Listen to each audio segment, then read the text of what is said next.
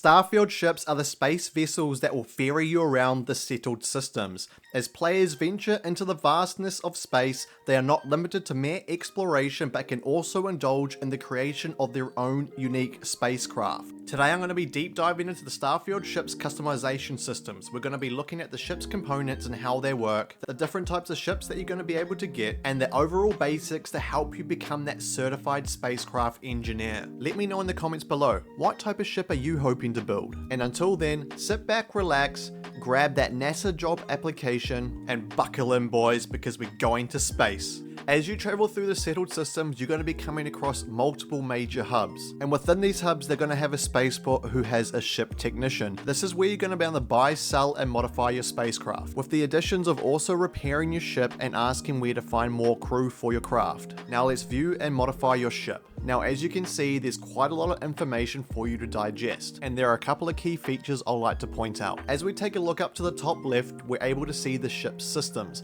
These are the stats that your ship currently have. The first three stats on your left are your weapon systems. This is going to be referring back to your damage output, with LAS short for laser, BAL short for ballistic, and MSL short for missile. And if you're sitting there wondering to yourself, what is the difference? The ballistic type weapons are your bullet weapons. You can look at this type of damage as your physical damage. It does great damage for when the ship shields are down, but when the shields are up, it's going to be outputting minimal. And for you to mitigate those shields, we're going to be looking at the laser weapons. You can look at these as the complete opposite to what the ballistic weapons do. They do a lot less damage to the hull, but when the shields are activated, this is when these weapons shine. And unfortunately, there's not much information about the missile weapons, but we can only assume that they're going to be doing massive damage to both the hull and shield. And if you're looking for a more detailed numerical value, you can head to the bottom of the ship overview, which is going to be showing you how much damage per hit these weapons do. Now, as we take a look at the last three stats, these are referring back to the ship as a whole. We have ENG, which is short for engine, and this is going to be showing you the overall stats of how fast your ship can go. SHD, which stands for shield, and this is going to be covering the amount of shield your ship currently has.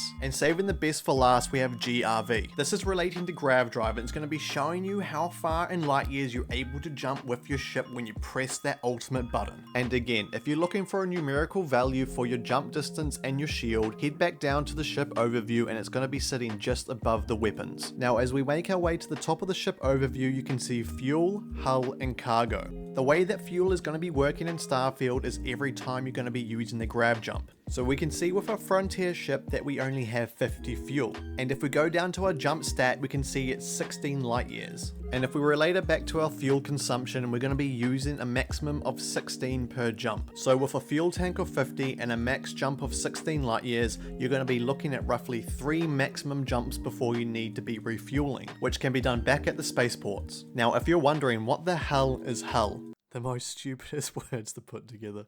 This is going to be the physical HP of your ship, but have no fear, if you think it's quite low, just remember your first line of defense is your shield. This will be getting depleted before any of your hull HP starts dropping. So theoretically, having a 310 shield gives you a good 676 HP. And then we have cargo. This is going to be the amount of space the module provides you for the various materials and resources you're going to be picking up on your journeys. And we're looking at this number here, boy, someone is over encumbered. With your maximum cargo load being on the right hand side and on the left side being what you have in your inventory at this moment. Now do keep in mind that all these stats can be all increased through the ship's customizations, which I'll be touching on very shortly. Now the last two things that I've skipped over in the ship overview are reactor and crew, as these play a critical role in your ship's functionality. Now the reactor is the main source of power that helps run the ship's systems efficiently, and not having enough reactor power across your ship means that a lot of your modules aren't going to be running to their maximum efficiency.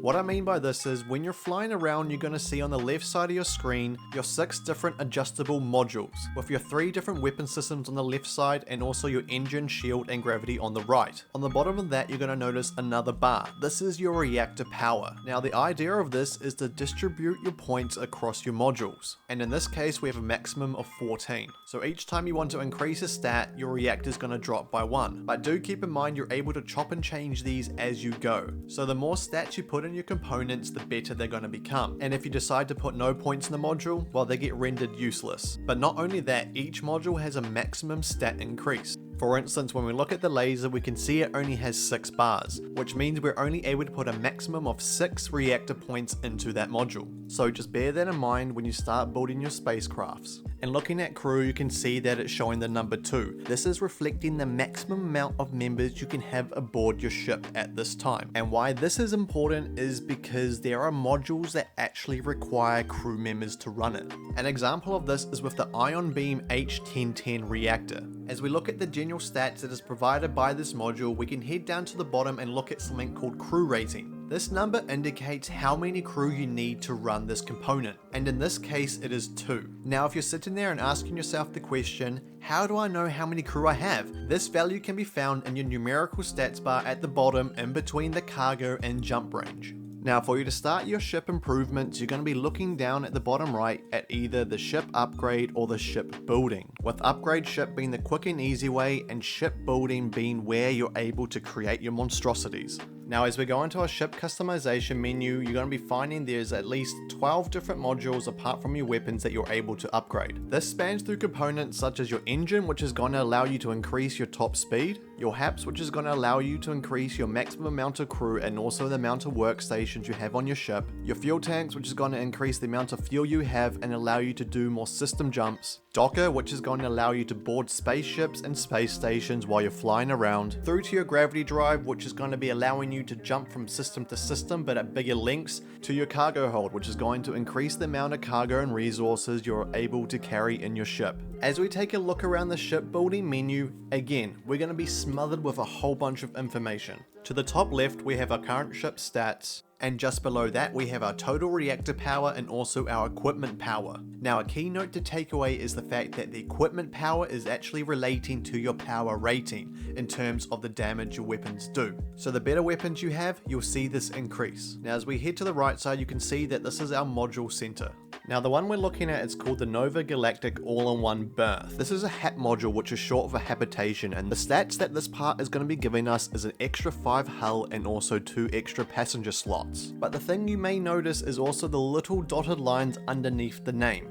These are representing the amount of different variants this part has. And as you go through them, you're going to be noticing the attributes are going to be changing. But these stats are not the only thing that is going to be affected.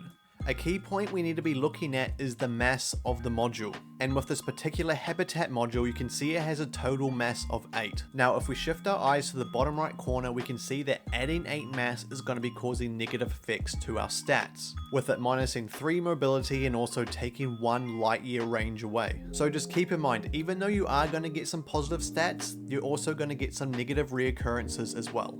And if you're sitting there wondering if you can paint your ship, of course you can, giving you the full color spectrum of saturation and brightness toggle with at least 3 areas you're able to do this with. So if you're wanting to light up the night sky with your neon pink ship, the world's your oyster. As fun as this all seems, there are going to be some absolute limitations you're going to be running into. With the first and most important one, the cost factor. As there are parts that aren't that expensive to get you started, down the line as you start getting deeper into this mechanic, for the better parts you're going to be forking out the bigger credits.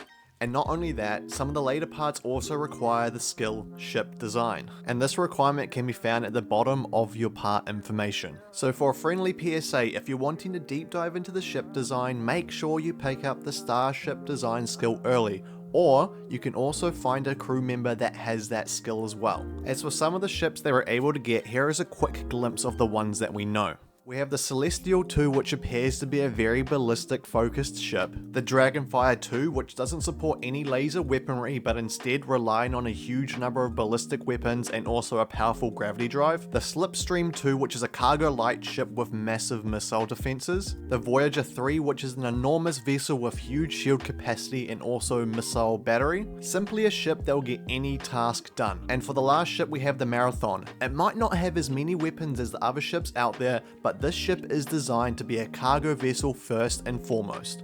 So whether you want to be a pirate, a cargo mover, or even just fly through the settle system doing as you please, Starfield spacecraft building has your back, with the results being endless. For those who have made it this far, I thank you for watching. For those who've enjoyed the video, smash that like button, and if you haven't done so yet, hit the subscribe, because there's plenty more Starfield in the tank. I hope you all have a fantastic day, and remember, buckle in boys, because we're going to space.